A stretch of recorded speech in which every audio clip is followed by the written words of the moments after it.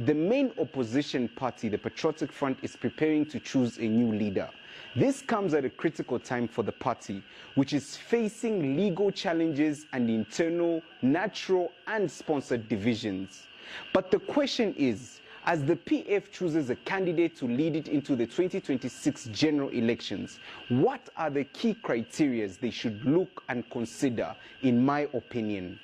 The race to lead the Patriotic Front is a crowded field, but politically the co-contestant has narrowed to three main contenders, all of whom seem to have been appointed by former President Edgar Lungu.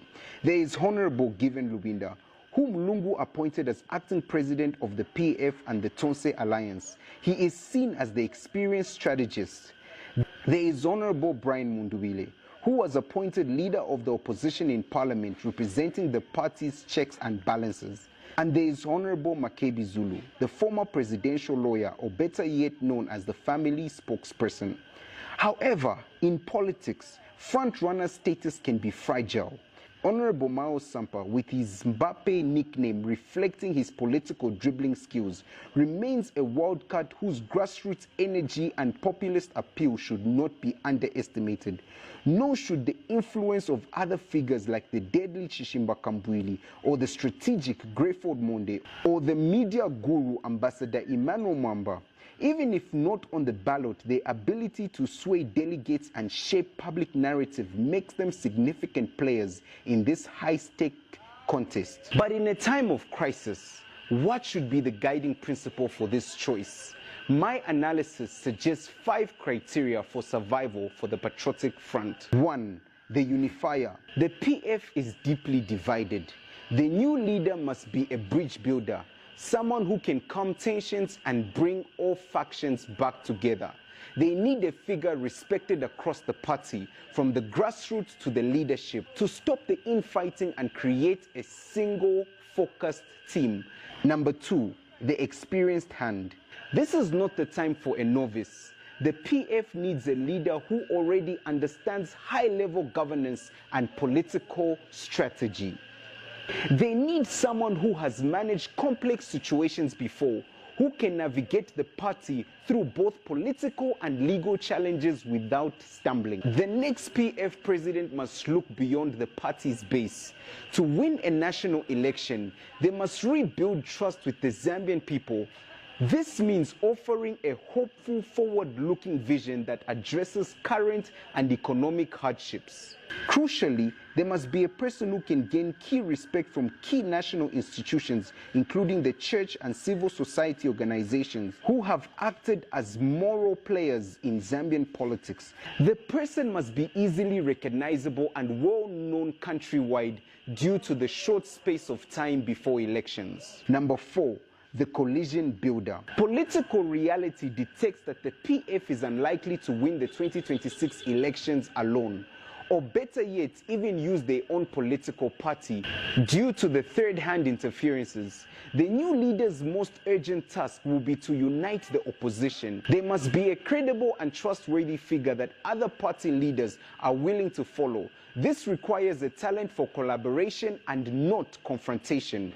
The ability to form a broad alliance could be the deciding factor in the next election. Number 5, a legitimate and clean process. Finally, how the leader is chosen matters just as much as who is chosen. If the party's internal election is seen as unfair or rigged, it will create immediate instability. The winner must have an unquestionable mandate to lead, which can only come from a transparent and credible process. Let's look at an in-depth analysis of the front-runners. When measured against these criteria, the delegates face a complex choice with each candidate presenting distinct strengths and vulnerability. Honorable Given Lubinda argues that his experience is what the moment demands. He has been the de facto leader of the PF since 2021 and has served in various ministerial portfolios. His supporters point to a history of what they call a strategic sacrifice. In 2011, he defeated Michael Sata at a party convention but stepped aside for him to be presidential candidate. Later, he voluntarily gave up his Kawata parliamentary seat after serving, allowing for a new candidate. They argue that this proves he's a unifier who places the party above self. His biggest criticism revolved around tribal settlement, a recurring challenge in Zambian politics. The question for delegates is whether tribal affiliation should overweigh a record of party management and a perceived ability to build bridges. Honorable Brian Mundubile. Honorable Brian Mundubile brings a different profile. As an accomplished businessman, he offers a managerial perspective. His tenure as leader of the opposition since 2021 is credited with maintaining party discipline and a coherent voice in parliament. However, critics label him as a remnant of the MMD, questioning his PF credentials. Other level more serious, though unproven allegations of being a hired gun for the ruling UPND, claims his supporters dismiss as baseless propaganda. The central question surrounding Mundubile is whether his strength as a party loyalist can translate into a broad national appeal needed to win a general election. Honorable Makebi Zulu. Honorable Makebi Zulu presents himself as the modern legal strategist, crucial for the party's ongoing court battles. His experience is not only legal, he served as Minister of Eastern Province and a Member of Parliament, giving him administrative and electoral experience. However, he lost his parliamentary seat, which opponents cite as a weakness in his grassroots connection. His role as a family spokesperson for the Lungu is a double-edged sword. It could secure him support from the party's old guard, but it also tightly binds him to an unresolved impasse, which many feel should have been concluded before jumping into the race.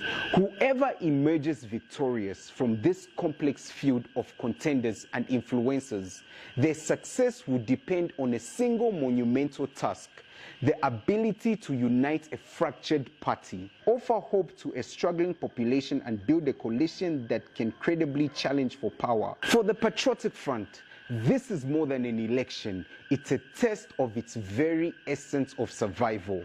The result of the convention will undoubtedly shape the country's political landscape ahead of the 2026 polls. Outside this race lies Dr. Sebastian Koplande, Harry Kalaba, Fred Membe, John Sangwa, and many more, and perhaps a surprise that the Zambian politics is never short for.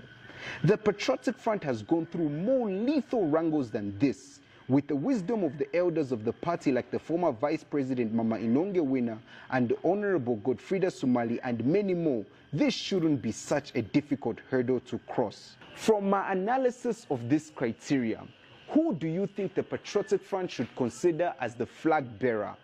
But if Chavinga succeeds in blocking the convention, which is a constitutional mandate, can we conclude that indeed this is the end of multi-party democracy in Zambia?